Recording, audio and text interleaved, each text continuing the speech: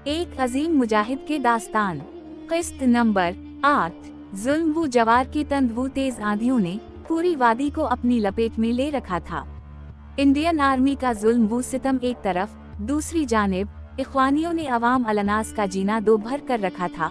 बिलखुसूस नौजवान लड़कियों की जिंदगी अजीरन बना दी गई थी।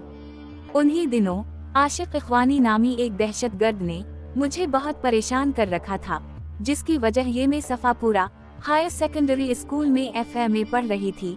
आशिक खान की तरफ से मुझे गलत खतूत और उसी तरह के पैगामात मिले। मेरा एक कजिन अफजल भाई भी उसी कॉलेज में पढ़ रहा था। मैंने उसको आशिक की घटिया हरकत के बारे में बता दिया। उसने कहा जब वो कॉलेज में आए तो आप मुझे बताना, मैं उसको सबक सिखाऊंगा। मासंबल झील के किनारे पर बने लड़के और लड़कियों के कॉलेज अलग अलग थे, लेकिन थे बिल्कुल साथ साथ। आशिक खान वहाँ पढ़ता नहीं था, अलबत्ता आवारागर्दी के लिए अक्सर वहाँ फिरता रहता था। छुट्टी के वक्त जो ही हम गेट से बाहर आए, वो नामराद इधर ही खड़ा था। मैंने वो खत इसके मुंह पर मारे और सख्त गुस्से से कहा, आइंदा तुमने ऐसी हरकत की तो तुम्हारे लिए अच्छा नहीं होगा। वो कम बखत अमीर बाप की बिगड़ी हुई औलाद था। मेरी बात का उसे कोई असर ना हुआ और आगे से मजीद बकवास करने लगा। मुझे पहले ही इस पर शदीद गुस्सा था। मैंने इसका गिरेबान पकड़ा और जोरदार थप्पड़ इसके मुंह पर दे मारा।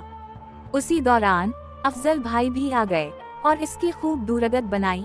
इसके दोस्त अहबाब ने उसे ताने देने शुरू कर दिए कि एक लड़के ने एक लड़की से मार खाई है। कुछ दिन बाद उसने मुझे पैगाम भेजा कि वो अनकरीब मुझसे बदला लेगा। उस वक्त तो इसकी धमकी से मेरी सेहत पर कोई असर ना पड़ा, अलबत्ता कुछ ही अरसा बाद जब वो इख्वान में शामिल हो गया तो मुझे शदीद परेशानी लाहक हुई, क्योंकि इख्वानी और भारतीय फौजी मिलकर ख्वामख्वा लड़कियों को हिरासा करते थे। आशिक इख्वानी जो मेरा दुश्मन था, एक खूनखार और जालिम इंसान के रूप में सामने आ गया। फिर एक दिन उसकी तरफ से ये पैगाम आया कि अब तुमसे बदला लेने का वक्त आ गया है। इस धमकी ने मेरी नींदें उड़ा कर रख दी, क्योंकि वो कुछ भी कर सकता था। अब वो खुद भी मुसल्लाह था और इंडियन आर्मी की भरपूर सपोर्ट भी उसे हासिल थी। वो हमारे गांव में आकर हर किसी के सामने अपने मकरू अज़ाइम का इजहार करता था। उन्हीं दिनों मेरा FA का रिजल्ट आ गया। मैं 2nd ग्रेड में पास हो गई थी और मैंने BA के लिए नौकदल वुमेन कॉलेज श्रीनगर में दाखिला ले लिया। बड़े भाई जान अपनी फैमिली के हमराह श्रीनगर में ही रहाइश पजीर थे। मैं भी इन्हीं के पास रहने लगी। हफ्ते 2 हफ्ते बाद जब श्रीनगर से घर आती थी तो आशिक इख्वानी के खतरनाक पैगामात मेरी नींदें उड़ाते रहते थे। वो लोग इलाके में दंदनाता फिरते रहते थे।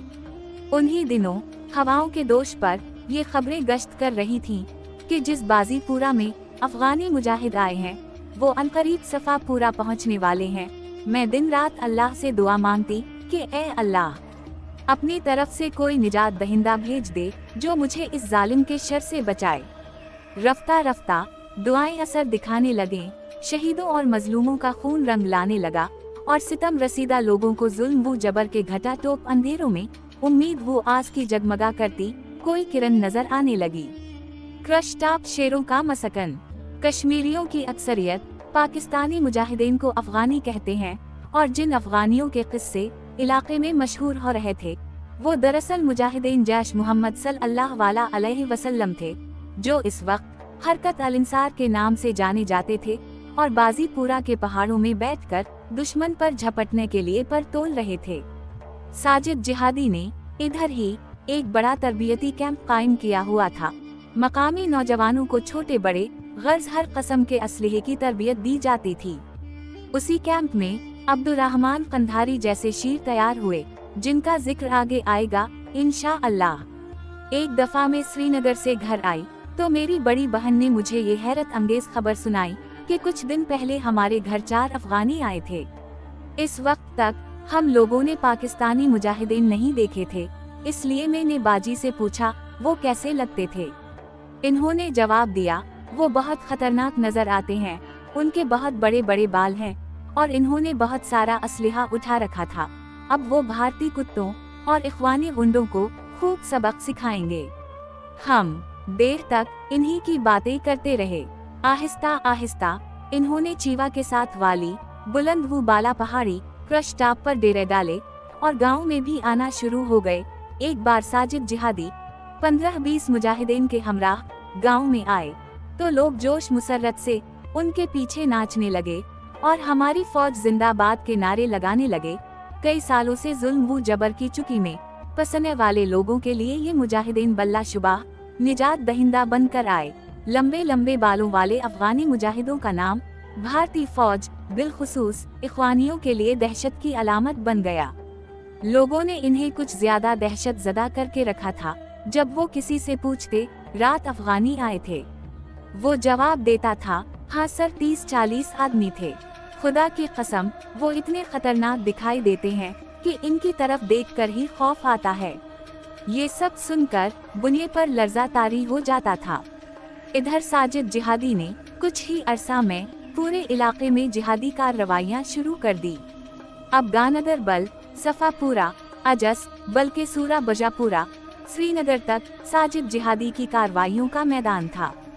श्रीनगर बाईपास रोड पर चढ़ने वाला कोई फौजी इस यकीन के साथ सफर नहीं कर सकता था कि जिंदा वापस जा सकेगा।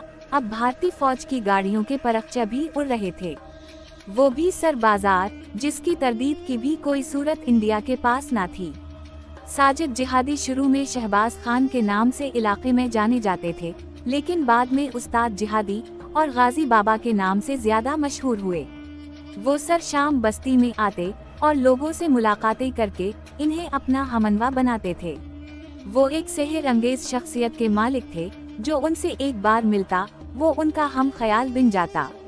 लहजा इस कदर शीरी था कि इनकी हर बात सुनने वाले के दिल में उतर जाती थी। रफ्ता रफ्ता वो नौजवानों के दिलों की धड़कन बन गए।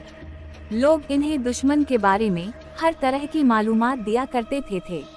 वो रात भर इलाके में फील्ड बनाने में मसरूफ रहते और आखिर शब जंगल में चले जाते थे।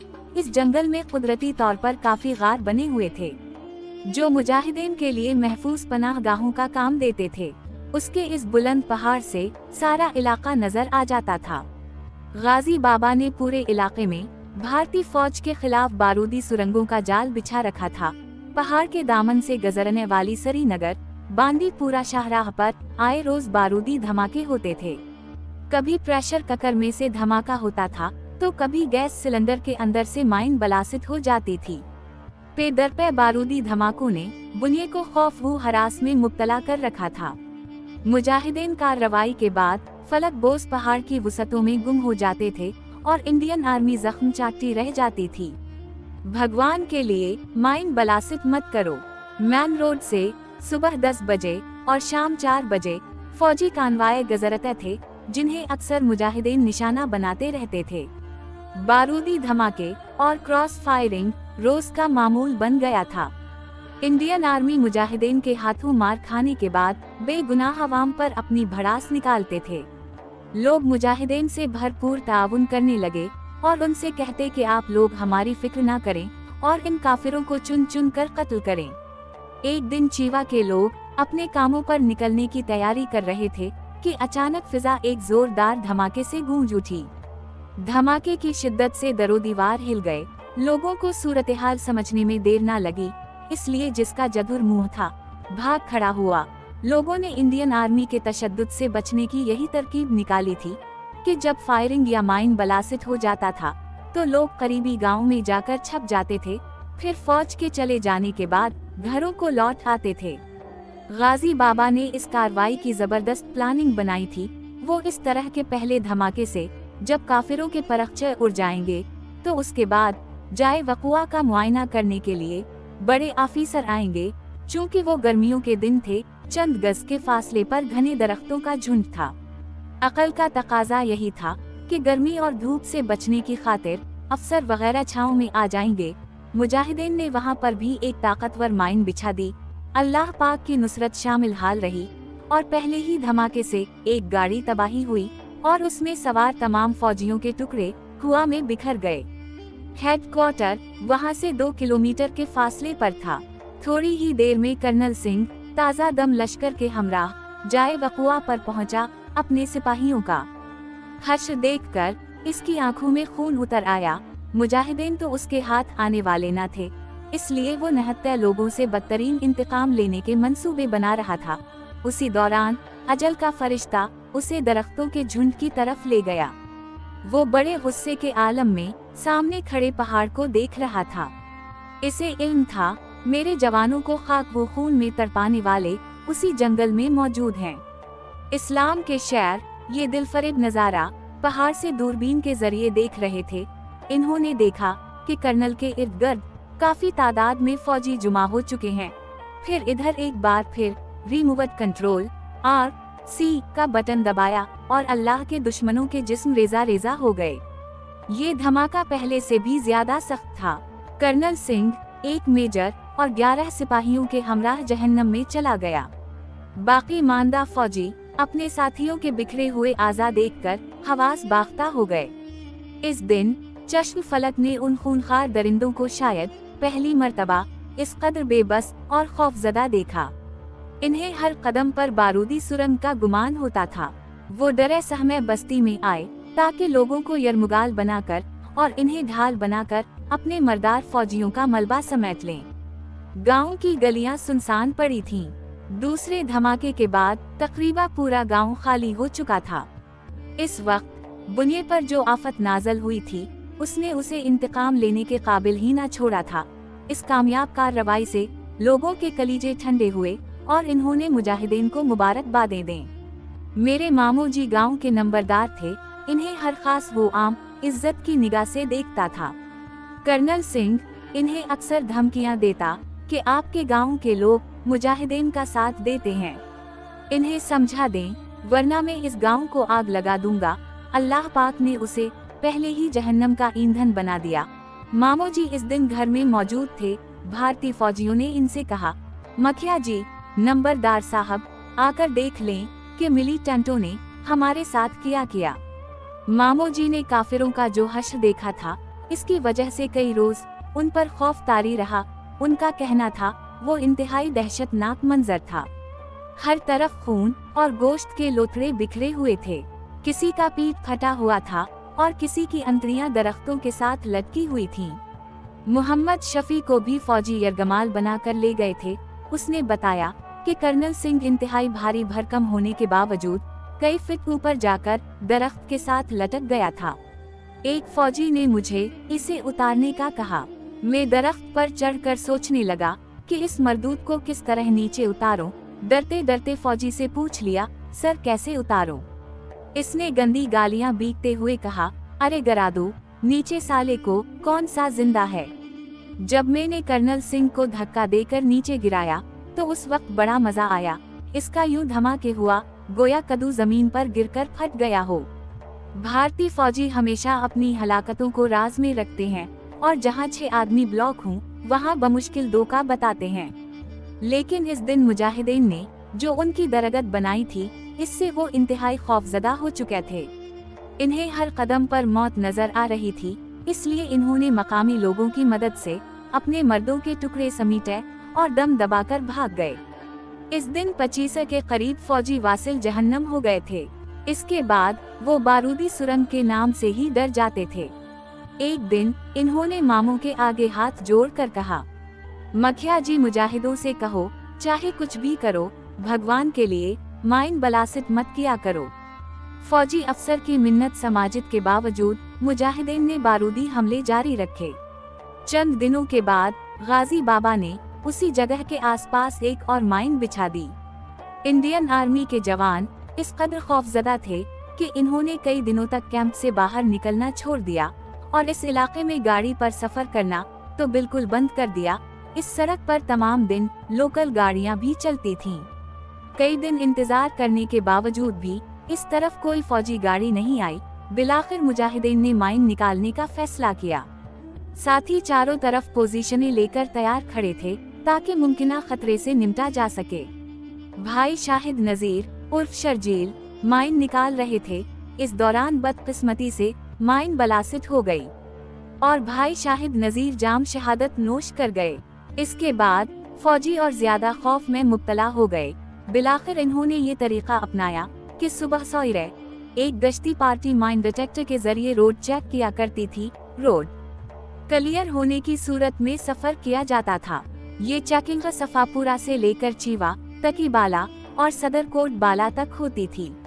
एक मर्तबा तलाशी पार्टी को चीवा के गर्दू नवा में सड़क के किनारे अलीकटरक तार का एक सरा नजर आ गया। तार का दूसरा हिस्सा जमीन के अंदर दिया हुआ था। फिर क्या था, बंदो लाले को बारूदी सुरंग का भूत नजर आया तो उनकी दौड़ें लग गईं। देखते ही देखते वहां बुनिये की फौज का लश्कर जर्रार जुमा हो गया। माइन को नाकारा बनाने के लिए स्पेशल फौज बुलाई गई। लोगों को गालियों और डंडों की भरमार से हानक हानक कर घरों से लाया गया। कई नौजवानों को सड़क पर खुदाई करने और बारूदी सुरंगें निकालने का हुक्म दिया गया। इन गरीबों को दोनों तरफ से जान के लाले पड़ गए, क्योंकि कुछ अरसा कबल इंडियन आर्मी ने माइन का पता लगाया। उस वक्त सदरकोट बाला का एक ट्रक वहां से गुजर रहा था। आर्मी वालों ने ट्रक ड्राइवर को खुदाई पर लगा दिया। इत्तेफाक से माइन बलासित हो गया और ट्रक ड्राइवर अपनी जान से हाथ धो बैठा। भाई शाहिद नजीर के वाकये को भी ज्यादा दिन नहीं गुजरे थे और ये कश्मीरी नौजवान इन वाकयात को याद करके कलिमा तैबा का वरद करते हुए खुद को शहादत के लिए तैयार कर रहे थे। वो लरजते हाथों जमीन का सीना चीर रहे थे। दूर दूर से भारतीय सूरमा उन पर गुने ताने खड़े थे। माइन डिस्पोजल स्क्वाड के अहलकार भी अलर्ट खड़े थे। अचानक खुदाई के काम पर मामूर नौजवानों के हाथ रुक गए। वो हैरत ज़दा नजरों से एक दूसरे की तरफ देखने लगे। फिर चारों तरफ से कफर के नरगे में होने के बावजूद भी वो अपनी हंसी ना रोक सके। साले क्या कर रहे हो, अपना काम करो, भारती कूता जोर से भौंका। सर माइन नजर आ गई है, एक ने बड़े इत्मीनान से जवाब दिया। ये सुनते ही भारतीय सौरमाओं ने इंतहाई मुहतात अंदाज में पेश कदमी शुरू कर दी। जब वो करीब पहुँचे तो गड्ढे के अंदर पड़ा एक अदद आलू मियाँ उनका मुंह चढ़ा रहा था। आलू के गर्द बिजली की तार लपेटी हुई थी, जिसका एक हिस्सा महज भारतीय फौज को उल्लू बनाने के लिए जाहिर किया गया था। फौजी इस बेअज़ती पर सीख पा हुए और कश्मीरी यरगमाल लोगों की हड्डी पसली एक कर दी। ये मजेदार कार्रवाई बच्चों की थी। कश्मीरी बच्चे ऐसी कार्रवाइयाँ करते रहते थे। एक वफा सदरकोट बाला में बच्चों ने इस तरह की कार्रवाई करके इंडियन आर्मी को सारा दिन जलील व ख्वार किया।